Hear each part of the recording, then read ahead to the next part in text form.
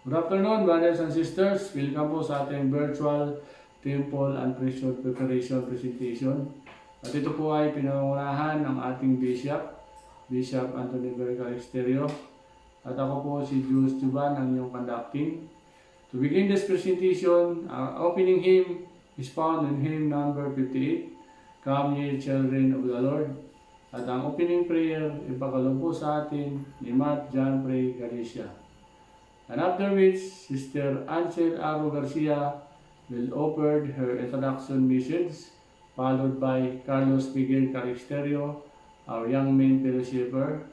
And after which, marinig po natin ang testimony mula kina Benjamin Joseph Corpus at ang kanyang parent na si Aguido Corpus, at susundan po ito ni Rafi Garcia, our young men advisor.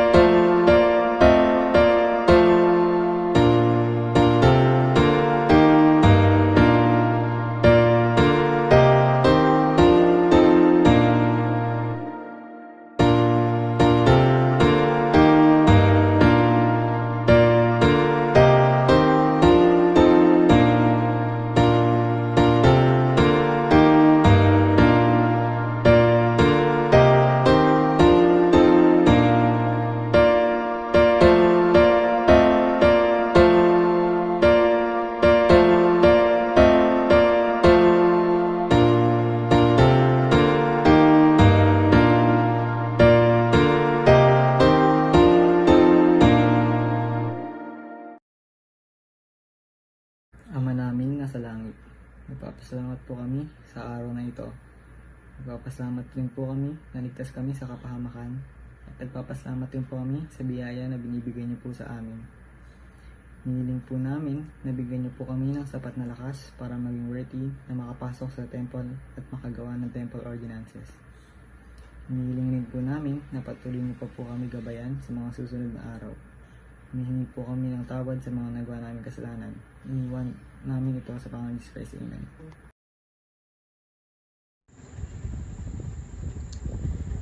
In behalf of Primary Organization, we would like to turn over Brother Benjamin Joseph B. Corpus to Young Men Organization. So, bilang mga leaders mo, nagpapasalamat kami sa iyong kasipagan at husay sa pag-participate sa lahat na activities natin, lalo-lalo na sa iyong tapos ng Children and Youth Program, like social aspect, physical aspect, intellectual aspect, and spiritual aspect. And as you go to Young Men Organization, I hope you will fulfill my duty, na-fulfill yung purpose mo and responsibility mo as you receive your priesthood authority. And I know you will become a responsible priesthood holder, fulfilling your purpose and responsibility. And good luck sa iyong new journey as you become a priesthood holder. And I know you will be blessed by the Lord as you do your best in doing His work.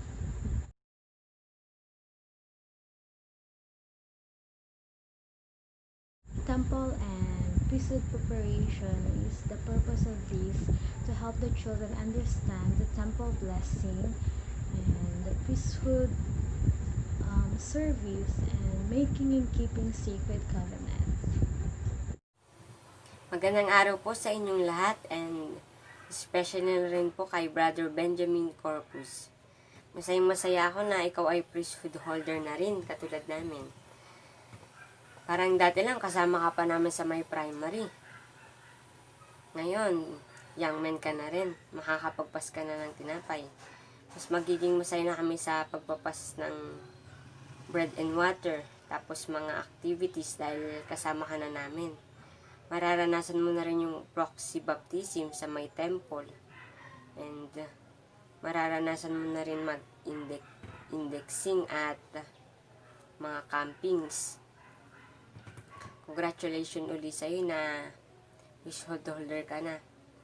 And yun lang ang message ko sa'yo at alam ko na napakahalaga ng priesthood para sa atin. Congrats ulit sa'yo at lahat po ng ito ay iniiwan ko sa pangalan ni Jesus Christ. Amen. Brothers and sisters, magandang hapon po. Pinapasalamatan ko ang pagkakataong ito na ako'y makakapag-participate sa programa na ito ng mga primary organization na kung saan ay makakapagbahagi ako ng aking patuto. Bilang isa sa mga priesthood holder, natutulungan natin ang mga primary organization na ito na may pakita ang kahalagahan ng gawain ng mga priesthood holder para magsagawa ng mga ordinansa kagaya ng sacrament, ng baptism, at mga higher ordinances sa temple, baptism for the dead, sealing, endowment, at iba pang mga bagay. Nagpapasalamat ako dahil bilang isa sa mga magulang, nagkaroon ako ng pagkakataon na maranasan na maigawad ang pagkasaserdoteng Aaronic sa isa sa aming mga panganay na anak na si Mosiah noong siya ay 12 years old. Ngayon, nagkaroon naman ako ng pagkakataon na masubukan ang paggawad ulit ng Aaronic priesthood sa pangalawa naming anak na si Benjamin Joseph. Naalala ko noong 1829, May 15, as a resurrected being, nag-appear si Prophet John the Baptist kay Prophet Joseph Smith para igawad din ang Aaronic priesthood kay Prophet Joseph Smith at kay Oliver Cowdery, na kung saan pagkatapos nito silang dalawa ay bininyagan ang isa't isa.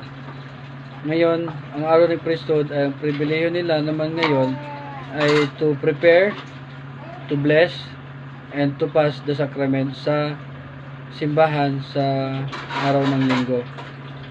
At bilang mga Aaronic priesthood, nagsaserve din sila as a junior companion sa mga home teachers natin.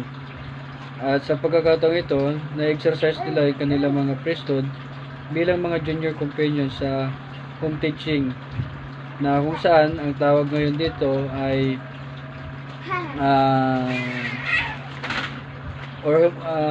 home teaching. At alam ko na bilang mga priesthood holder ay nagkakaroon din tayong pagkakataon na may exercise ang priesthood natin sa ating mga pamilya.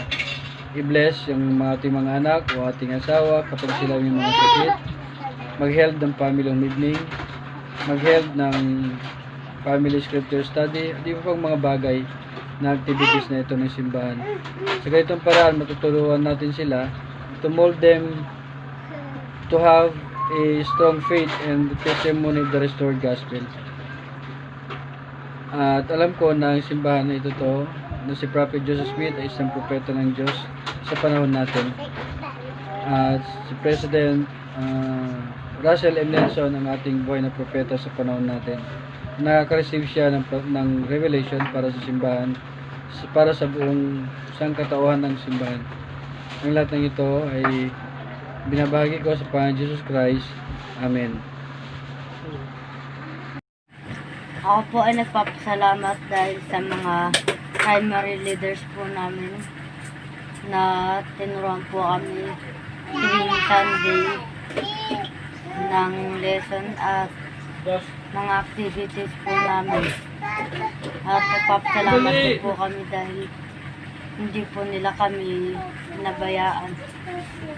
At nagpapasalamat din po kami dahil sa mga binigay nilang activities sa amin na na-experience po. Pangalan Jesus Christ. Amen. Magandang hapon po, brothers and sisters.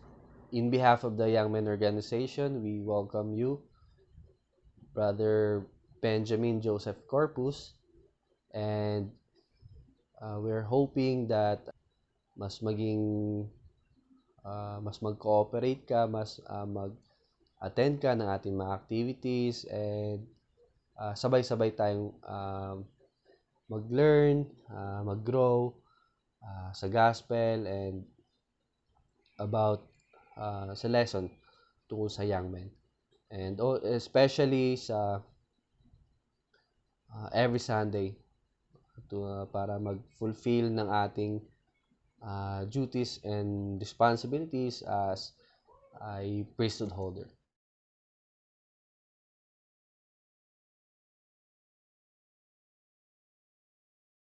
Yung activity natin is entitled Temple and Priesthood Preparation.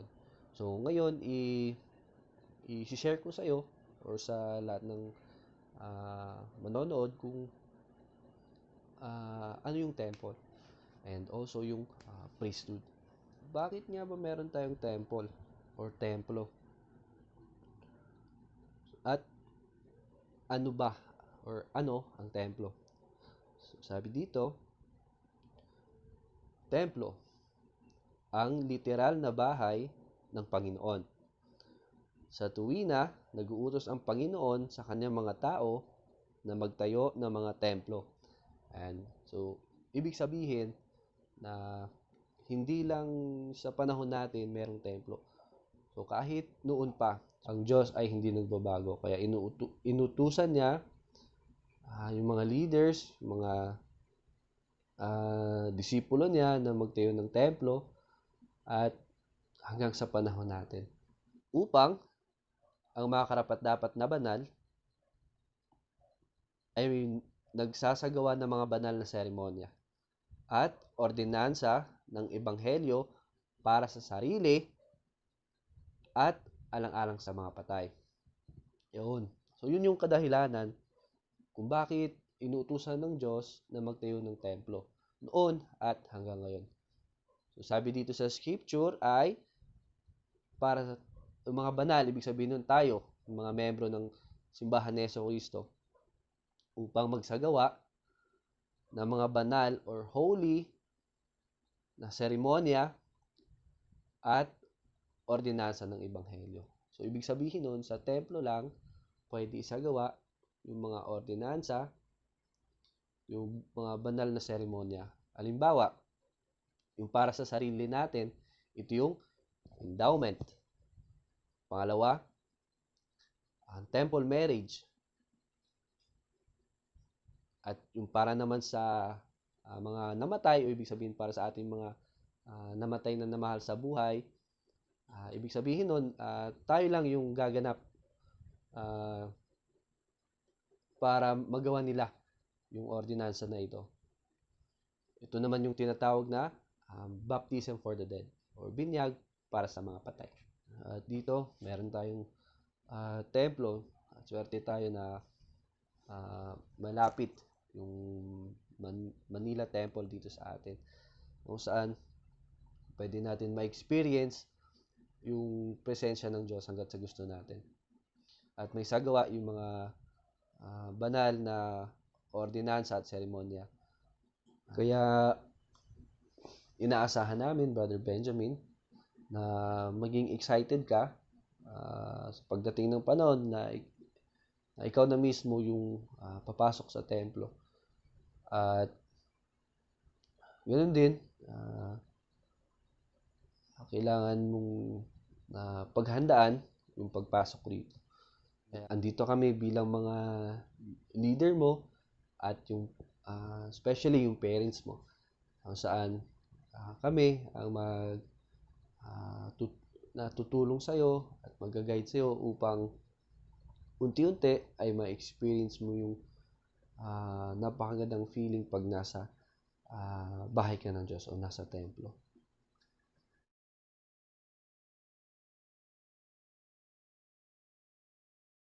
Pag ikaw ay naging 12 years old na, Brother Benjamin, ikaw ay ihahanda upang ikaw ay makatanggap ng otoridad at kapangyarihan ng Diyos. Ito yung tinatawag na priesthood. At gusto ko i-share din sa iyo kung ano ba ang ibig sabihin ng priesthood. Sabi dito sa scripture, priesthood ay ang otoridad at kapangyarihan ng Diyos. So, ibig sabihin nun, kung ano yung otoridad at ang kapangyarihan ng Diyos, ito yung pagkakalob niya din sa iyo at sa atin. Sa pamamagitan ng priesthood, sinasakatuparan ng Ama, ng ating Ama sa langit, ang kanyang gawain. Isakatuparan ang kawalang kamatayan at buhay na walang hanggan ng tao. Binibigyan ng Diyos ang kanyang mga anak na lalaki ng otoridad at kapangyarihan upang makatulong sa pagsasakatuparan ng gawaing ito. Ang unang priesthood, ito yung tinatawag na Aaronic priesthood. At yung pangalawa, ito naman yung Melchizedek priesthood. So ngayon, pag-uusapan natin kung ano yung Aaronic priesthood. So sa Aaronic priesthood, meron itong tinatawag na 3 quorum. So, ito yung deacon, lalaki na nagkakaedad ng 12 to 13, at teacher, yung nagkakaedad ng 14 and 15, at priest, at nagkakaedad sila ng 16 and 17. So kapag ikaw ay nag-12 years old na, ikaw ay mapapabilang sa quorum ng deacon. Tama. Kaya, ano-ano ba yung mga gawain mo or duties and responsibilities bilang isang deacon? So, una, mag-pass ng sacrament. So, kung nakikita mo, yung every Sunday may nagpapas ng sacrament, ganun din, mag-assist sa ating bishop. So, napaka halaga yung gawain bilang isang deacon. Kaya bilang isang priesthood holder ay isang biyaya na kung saan magiging biyaya ka sa iyong pamilya at sa ibang tao. Kaya alam ko, Brother Benjamin, na kung ipagpatuloy natin yung kabutihan, ipagpatuloy natin yung pagsunod sa kautusan ng Diyos, gawin natin yung mga simpleng bagay, yung pag-pray, pagbabasa ng scripture, at pagsisimba, na upang mapanatili natin yung otoridad at yung kapangyarihan ng Diyos, o ito yung tinatawag na priesthood. Kaya alam ko na lahat ng ordinansa at seremonya na ginagawa natin dito sa simbahan, kaya sa templo, ito ay sumasailalim sa kapangyarihan ng priesthood. Kaya ganun tayo kamahal ng Diyos na ipagkaloob sa atin yung kapangyarihan na ito. At ganun niya tayo pinagkakatiwalaan. Kaya ikaw, darating yung time na matatanggap mo na yung otoridad at kapangyarihan na ito, inaasahan ng Diyos na pangangalagaan mo ito. At alam ko na yung mga bagay na ito ay totoo. At alam ko na bilang priesthood holder at lahat ng young men ay tutulong sa iyo o magtutulungan tayo upang mas mapanatili yung otoridad at kapangyarihan na ipinagkaloob ng Diyos sa atin. At alam ko na yung mga bagay na ito ay totoo. Gusto kong i-share. Pangalan ni Jesus Christ.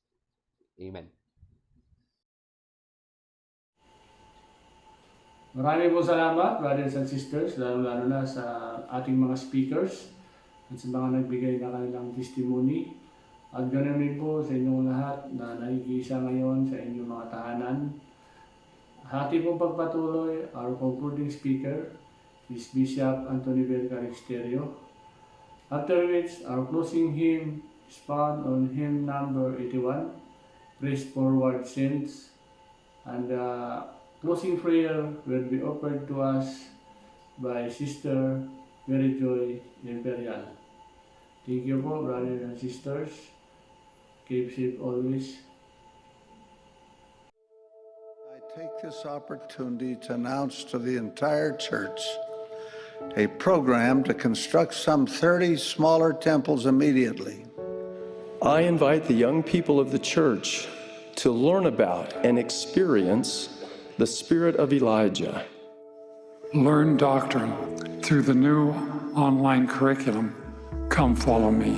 An able young man will have the option of being recommended for missionary service beginning at the age of 18. Worthy young women may be recommended for missionary service beginning at age 19 instead of age 21. So brothers and sisters, good day, good morning, or kung hapon man ito palabas, ay good afternoon. So, una sa lahat, Brother Benjamin, congratulations sa paglilipat mo from primary to being now a young man. At higit sa lahat ay ang pinakamagandang regalo sa atin ng Panginoon, ni Heavenly Father, ni Jesus Christ, ay yung priesthood. So, you will now be having with you, pagkatapos natin na may bless ka, ay you will now be a priesthood holder. Welcome ka namin to be a deacon. Yun yung pinaka-greatest blessings. At hopefully, maging mas masaya ka pa. Pero, syempre, kahit lumipat ka na, you have to remember all the teachers who help you, who taught you something sa iyong pagiging primary. Napakasaya at napaka-blessed ng mga members natin kasi we have the primary organization. Hindi talaga mawawala ang mga masasayang alaala na dinulot ng ating pagiging miyembro sa primary. Hopefully ay magkaroon ka ng chances na mapasalamatan ang mga teachers mo at yung mga primary na mga kalaro mo na iniwan mo na for the meantime, nandun pa rin sila sa primary, and you will be leaving them for the meantime kasi makakasabay mo rin naman sila as they grow. Ay dyan ka na sa may young men organization. So hopefully ay matapos na itong pandemic at itong barrier din sa simbahan para magkamit ulit lahat ng mga primary ay naamin ng mga young men. Gusto ko na ulit makita ang mga young men. Na-divide na sila by classes pero medyo konti yung uma-attend dati. So hopefully ay maayos natin ulit kasama yung mga leaders ng bawat quorums. So again, welcome sa ating young men organization at good luck pag mapasa iyo na yung ating Aaronic priesthood, which is the best gift for us ni Heavenly Father at ni Jesus Christ. Bakit?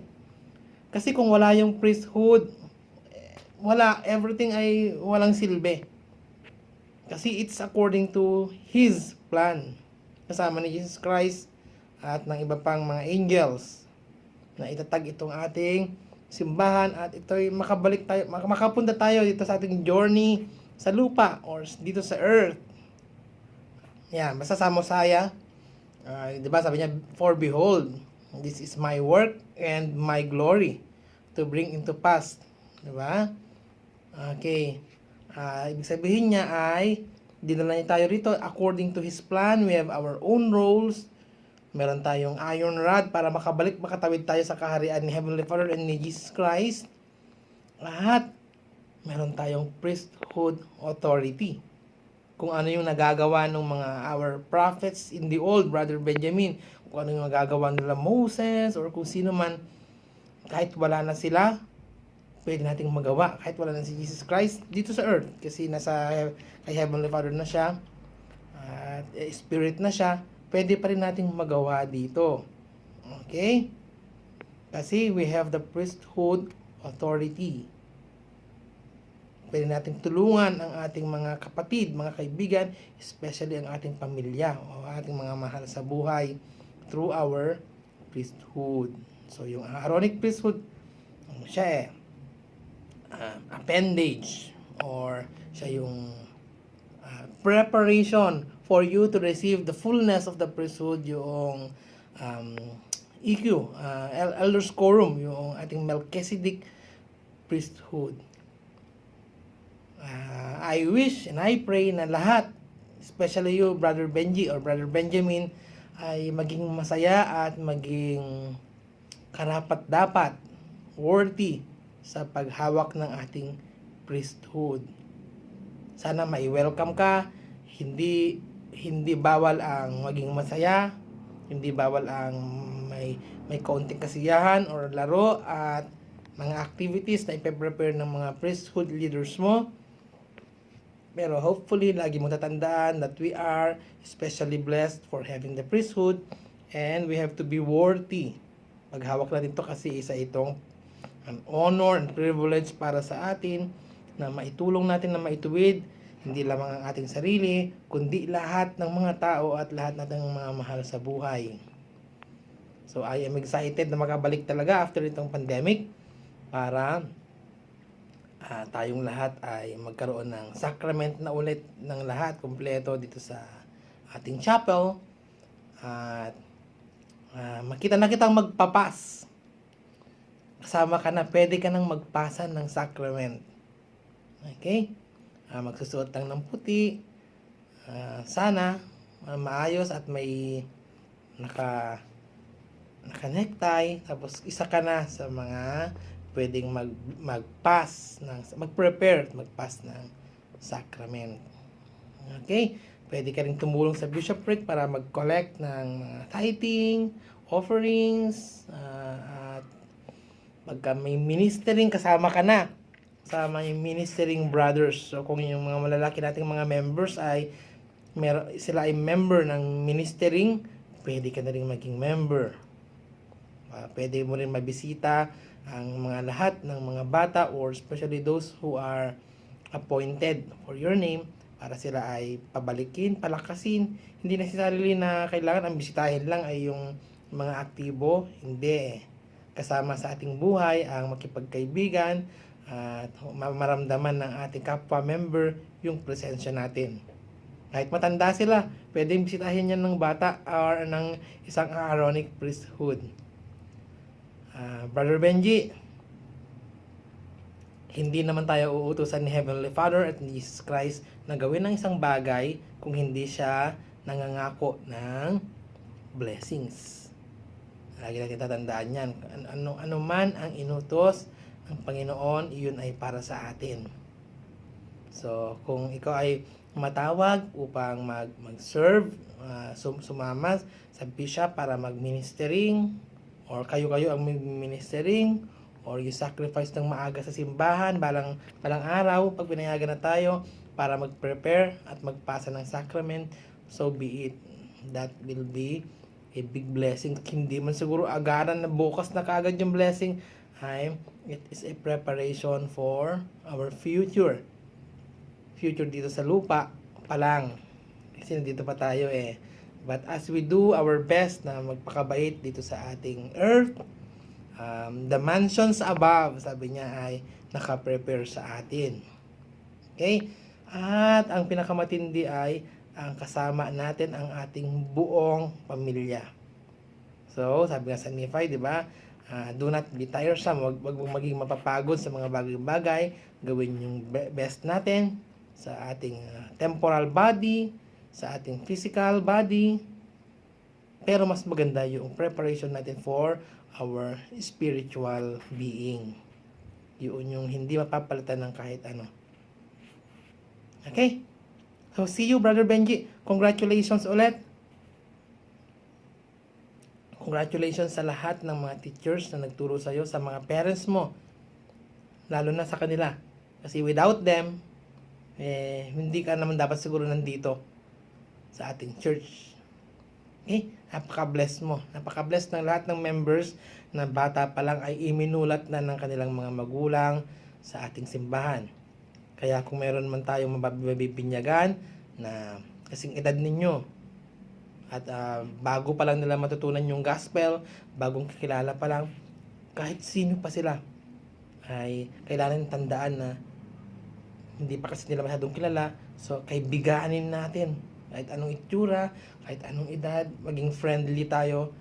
Kasi kailangan nila matutunan muna ng todo yung gospel. At pagka may matibay na silang pundasyon sa ating gospel, ay kayang-kaya na nila yan.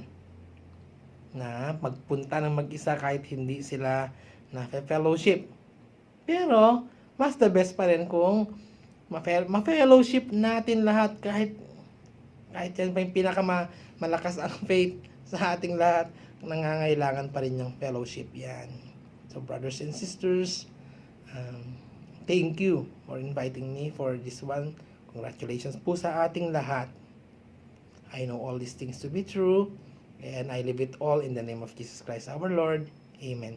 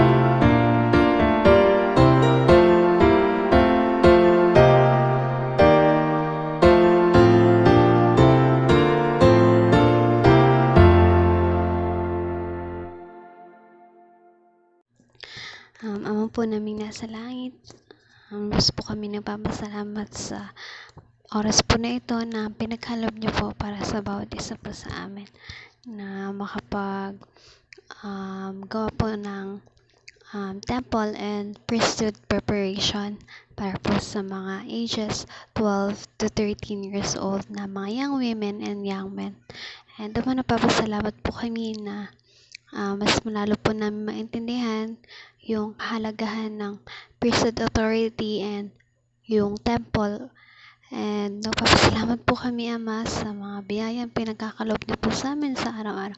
And lalong-lalo na po sa priesthood keys na meron po kami na para po makapag-perform ng mga ordinances sa temple. And nagpapasalamat po kami na sa yung blessing po na sa buhay namin. And maraming salamat din po, Ama, sa lahat ng blessing and sa guidance and protection niyo po para sa bawat isa po sa amin na nag-save po kami palagi, lalong-lalo na po sa pandemic po na ngayon na nararanasan po namin. And Ama, nagpapasalamat po kami sa time po na ito na mas lalo po namin maintindihan yung purpose ng mga sacred ordinances na ginagawa po sa loob ng temple. Mas lalo po maintindihan na ng mga young women and young men yung kahalagahan po ng blessing yun sa buhay po namin. Then maraming salamat po, Ama, lahat ng ito dinadalangin at pinapasalamatan sa pangalan po ni Jesus Christ. Amen.